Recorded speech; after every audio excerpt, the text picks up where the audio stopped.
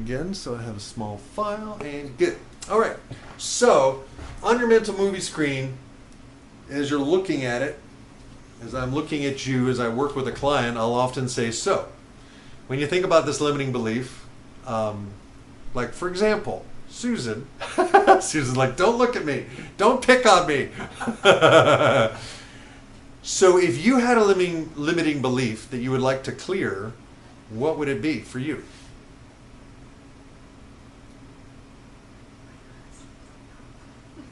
Can I help you? Please help. Okay, earlier you said you were lonely. Yes. Okay. Is that true or is it a belief? I live alone. I don't have people in my life. You don't have people in your life? There are days that go by where if I don't go to a store, I don't talk to anybody. Awesome. That sounds so nice.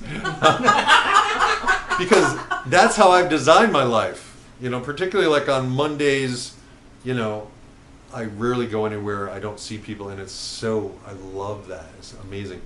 So you and I have a similar experience, but a very different interpretation of that experience, right? Okay. So we could change the belief that you're lonely, or we could change the belief, I mean, what is it that it's stopping you from having the kind of social life or the kind of people in your life that you would want? As you were talking, this is slightly aside, but as you were talking earlier, I, like you, feel somewhat shy, and I have limitations on what I'm comfortable doing. Like, I hate to have a door slammed in my face, and I had to sell the work that I did the last 10 years. I had to go sell the product, which was an excellent career exploration program, but because it was associated with the Army or the military, schools would close their doors. They Right. you know, basically pushed me out, Right. and that was very hard for me. But since I've retired, Mark, I go out of my way when I'm walking the dog, when I'm in a store, to speak to people as I go by them. Right, right. And I get this. Right. So what is the belief about that? Other people don't want to connect. Okay, so there's a belief other people don't want to connect with me. Is that fair to say that that's the belief? Not even with me. Just don't. They are not comfortable connecting. All right, with anybody. Apparently not. I mean, at least not in the store with somebody they don't know. Right. Okay. Does that make sense? Yeah. So what I'm looking at is to find what is the belief that you have that's causing you to create that wherever you go. Thanks for putting it back on my head. Right. So when you think of the statement, I'm lonely, there's no one in my life, do you have a picture on your mental movie screen? How do you know you're thinking that? It's a sensation that I have more than an actual thought. And then I'll realize I'm lonely and I'm pacing and the dog doesn't want to go for another walk. So where do you feel it? Do you feel it in your body? Oh, dear. Okay, so kind of right here. All right. Do you have this? The thing with this technique is it actually does work better with a picture. So I'm trying to encourage you. You don't have to make one up, but just notice when you think of being lonely or when you think of, you know, trying to make friends, you know, how do you know you're thinking about that? Do you have a picture? I think I have a picture of the reaction that I get, which is people are too busy to bring someone new into their lives. Okay. So that picture, where is that on your mental movie screen? Is it in the center? Is it up? Is it down? Is it over? Where is it for you? Well, it's not the only thing I think about. So let's say it's off to the left somewhere. Okay, a little bit off to the left, but is it close or is it far away? My screen's not that big, so it's fairly close. Okay, cool. Now, what do you want to have happen? Just sort of put it in the background somewhere. No, just not with that picture, but what do you want to have happen in your life? What kind of a social life do you want to have? What kind of an experience do you want to have wherever you go? To be accepted. Okay. Because wherever I go, like, people light up. And they don't light up because I'm special. They light up because I have a belief that I can drop me anywhere and I can connect, right? Because I changed my beliefs and then I added a whole array of unconscious rapport skills, which I'm going to teach you. Don't worry, right? Okay, so the desired belief, where's that on your mental movie screen? That you're outgoing, that it's easy for you to hang out with people, that people are magnetically attracted to you. Well, after last week's assignment, it got put in the middle until I had all this stuff bubble up. Okay. And then I sort of pushed it off to the side too. All right, but when it was in the middle, at first that felt good, though, right? Momentarily. Momentarily? Okay. Because it's new. It's like, I don't know if you've ever, one of my mentors said, so, did you ever learn to walk? Any of you guys here learn to walk? Did you do it the first time? And that's the whole idea of the rain song is, find your edges and lean into them even if you fall down. Brush yourself off and get up again. So the new belief may not feel right at first. It may feel weird. All right? So typically a true belief is right in the center. And for my mental movie screen, my true belief, I'm shy. Right here, boom, right in the center. And the belief I wanted to be true was that I could hang out with anybody. That was up here. And I just noticed it was up there. And now the other part of this exercise is to think of an old belief about yourself that is no longer true. Like, I used to be 14. And then I became 15. And when I thought about that was down to my lower left. So that was down here. So I took the limiting belief, and let's see, you guys are looking at this way, so I took my limiting belief and I literally shrank it down from this big center place, and I made it small and dim down to my left. So I got it off of that central place, and I made it dark and dim. And then I pulled in the new belief from up here and put that in the center position. And then I imagined kind of locking it in. I screwed it in and I glued it in with Gorilla Glue. And then I just, and from time to time I had to redo it. So but that's the way I do it. And the whole process, and it's kind of hard when I'm on camera and stuff, but when I work with a client, I can tell often by their physiology and their body language where they keep these different beliefs. So someone will say, oh yeah, well, I want to make a lot of money, but I have this belief, and they literally almost mark it out with their hands. So for you, where's the desired belief?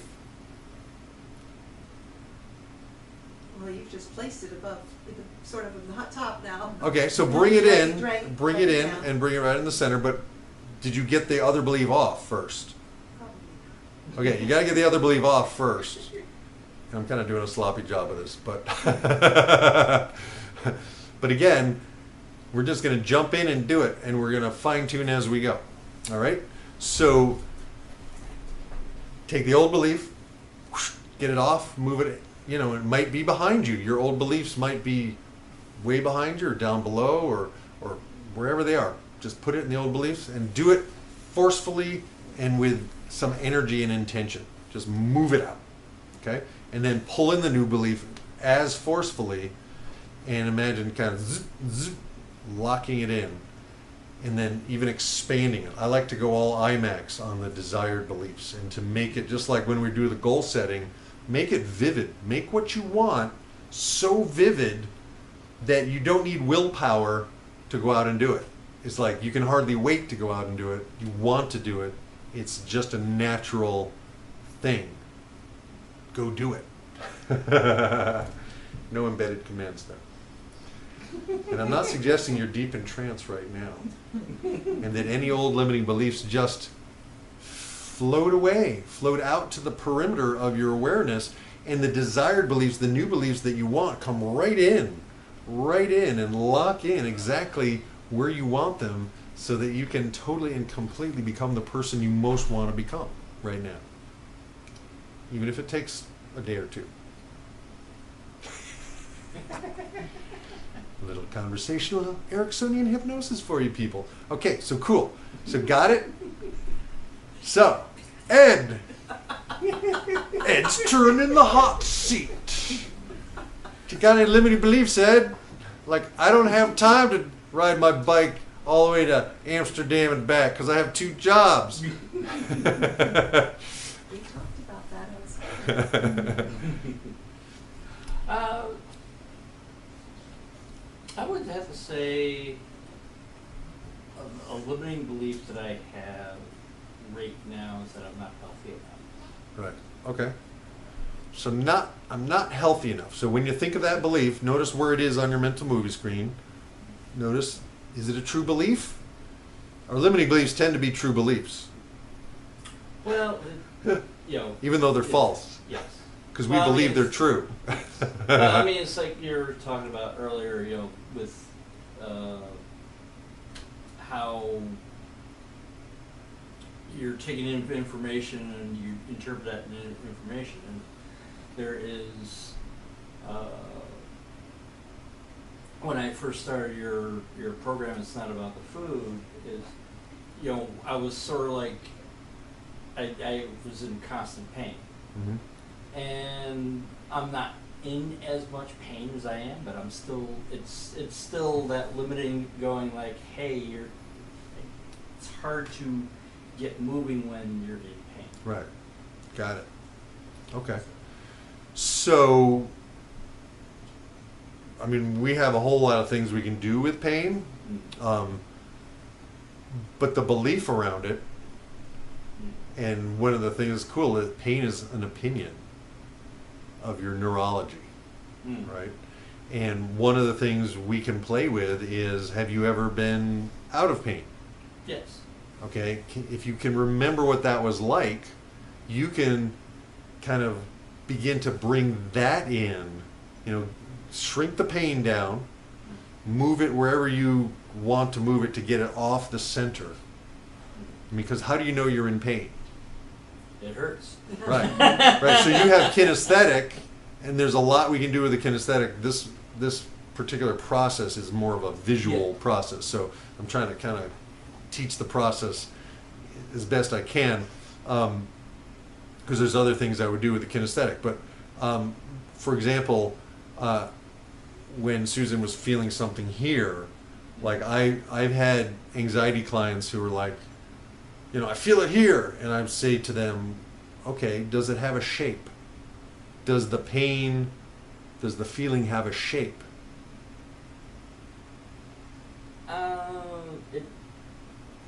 Not specifically a shape because it feels liquid.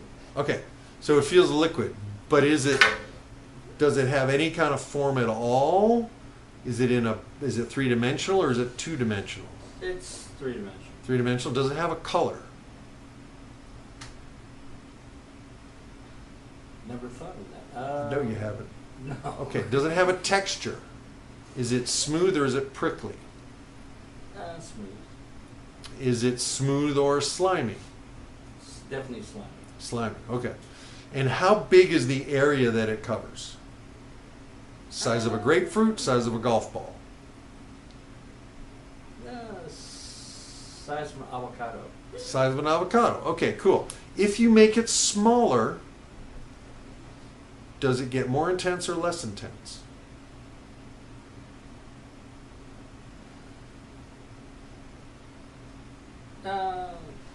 Less intense. Okay. If you make it silky instead of slimy, does it make it more intense or less intense?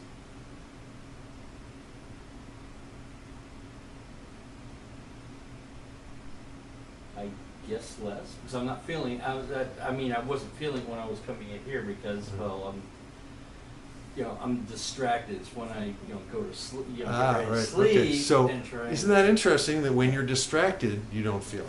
Yes. Right? So if you are able to distract yourself, who's in charge of whether you're feeling the pain or not, right? Yes. So again, it comes down to a belief about pain as well. So this is a, oh man, we could have a lot of fun. We could have a lot of fun. I gotta watch the time here. Okay, so Ursula, do you have anything that's coming up for you that you want to play with at all? Yeah, I can't get ahead financially. Okay, can't get ahead financially. So when you think of that, do you have a picture? Yeah. And where is that?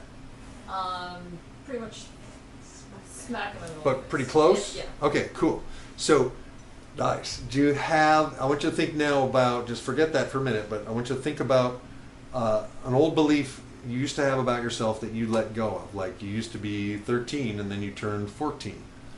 Got anything like that? Sure. It's okay, it's off to your right and arm's length or farther? A little further. A little further than arm's length. Okay, cool. So take the picture of this really close to your face, can't get ahead financially, and move it right out to that old belief. Okay. Okay? And sweet. Now, what do you want to be true? That I'm doing great financially. Okay, and when you think of that, where's that? Up there? Okay, now it's up there, so bring it in and pull it right near your face. Put it right in your face. You're doing really well financially. In fact, you're rich. You have running water and everything. And a car, and a roof over your head, and a boyfriend who adores you. Cool. And how does that feel? I'm kind of going, yeah, it looks great. I don't know if it's real. Right. So how would you make it real? What would have to happen for it to be real? I have to be able to pull up my bank account on my computer screen. Okay, so imagine pulling up your bank account on your computer screen and seeing a steadily improving balance. It doesn't have to be magic. You're not going to be a millionaire tomorrow, probably. But to make it believable to your unconscious mind that this is the new belief, and we're going to live according to this new belief instead of according to the old belief. That's all beliefs are. They're just filters. They're not true. Sort of add a digit.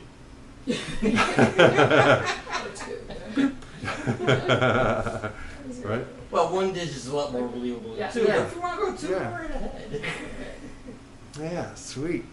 And I just want to check in with the chat here. We have some other shy people, and they're talking to each other. I love this. This is really cool.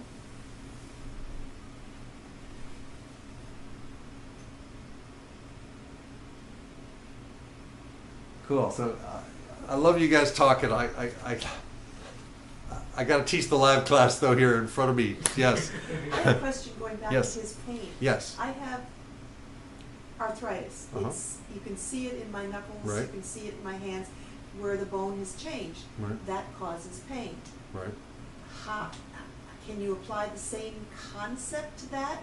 Because I didn't want to have arthritis. I certainly Right. didn't put it out there as an idea. Sure. It happened. Right. Well, that's a very good question. There's almost always some kind of unconscious story or metaphor, or like a lot of times our bodies manifest some of what's going on for us emotionally, and it's kind of hard in a 1-hour class to get to that point. However, again, pain is an opinion, and literally when I first started doing energy work, I had these very large ganglions on the ends of my wrists. They were large and painful, and I couldn't do a push-up. I couldn't do any like dog and cat stretches. Anytime I put my hands like that, it was painful. And I started doing this energy healing class, and I did that for a couple of years. And one day, I would look down, They were gone. they were gone, and I had forgotten about them. It was like I forgot about them. Now my sister had the same things, and she went in and got hers surgically removed, and they came back, right? So for me, all the sages, all the spiritual masters say that our body is an illusion, and it's created with our thoughts. And every time that I expand my own beliefs and remove the limiting ones and pull in ones that are empowering and hopeful and helpful, my health gets better. Now I'm also eating better, I'm exercising, I get plenty of sleep, I'm a lot kinder to myself, I don't beat myself up, the way I used to. I'm pretty more kind and loving to myself, and my body seems to be reflecting that. So I don't have a quick answer for you. However, the changing belief systems with NLP, his mom literally eliminated cancer from her body by changing her beliefs. That was the primary technique he used. And, she lived many more years. The book was written a while ago, so I don't know. Eventually we all die of something, right? But, so something to think about as you go through your day, and particularly if you have food issues, it's the same thing. A food that you have a problem with, move it off. Associate it with a food that you don't care for, and you can eat it when you want. Associate it with a food that you're repulsed by. I'm pointing down for green olives. I did not move ice cream to green olives. I moved it to frozen yogurt, which I could eat to be polite, but I could always say no to. And so the idea, the radical idea is that we have stuff that we are representing to ourselves on a movie screen. And by moving stuff around, you can literally change your life. And it seems so simple. But we're getting the result we're getting because of where our pictures are and what we're focusing on and what we're believing in. And to me, that is some of the most radical, earth-shattering, mind-blowing stuff, because that gives us power to change our lives and to become more and more of what we want. So, how do you guys feel about that? Ursula's very visual. Did you notice she got the whole visual moving around thing? And some of us are very kinesthetic, and I can do all of this kinesthetically. It's just a little harder to draw on a board what a kinesthetic feeling is, But if you have a feeling in your body, ask yourself: does it have a texture? Does it have a color? Does it have a shape? Does it have density? Is it, And sometimes if I say to someone, shrink it down, they'll go, oh no, that's more painful because it becomes more pointed. So I'll say, okay, make it really big, make it fluffy. What if you took your pain and made it just fluffy like clouds? Right? But people don't think about this because they're thinking about their pain in a certain way that they're used to thinking about it. And if we change how we think about stuff, it changes our reality. Because there is no reality other than what we're making up all the time. And that to me is such great news, because if you don't like your reality, well, by gee golly whiz, imagine something different. And do it consistently enough so that that's what you create. Because it's not the thoughts you think, it's the thoughts you think the most that begin to build your internal reality. Right? So, all right. You guys got it?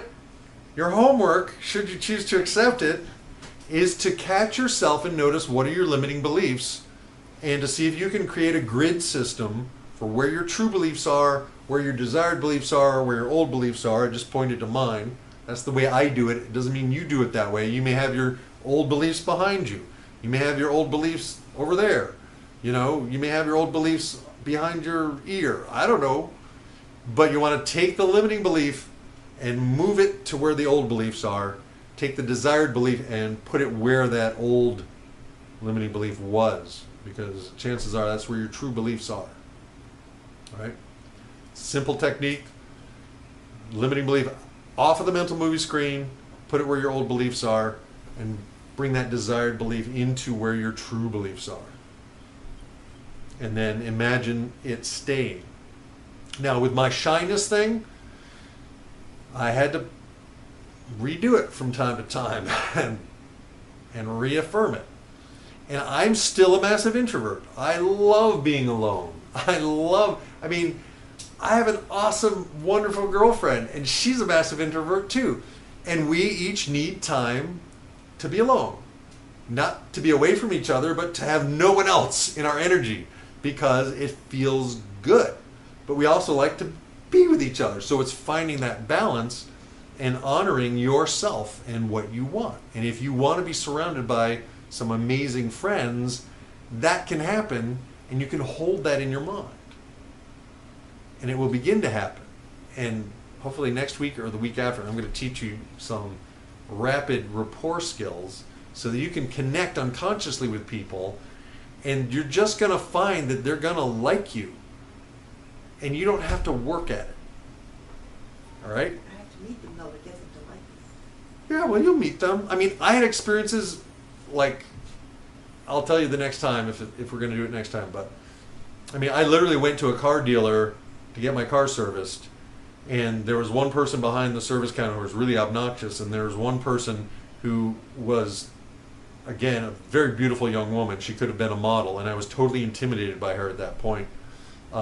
But I used the unconscious rapport stuff with her, and her first reaction was, "Oh, our courtesy van is at the airport, so you're going to have to wait."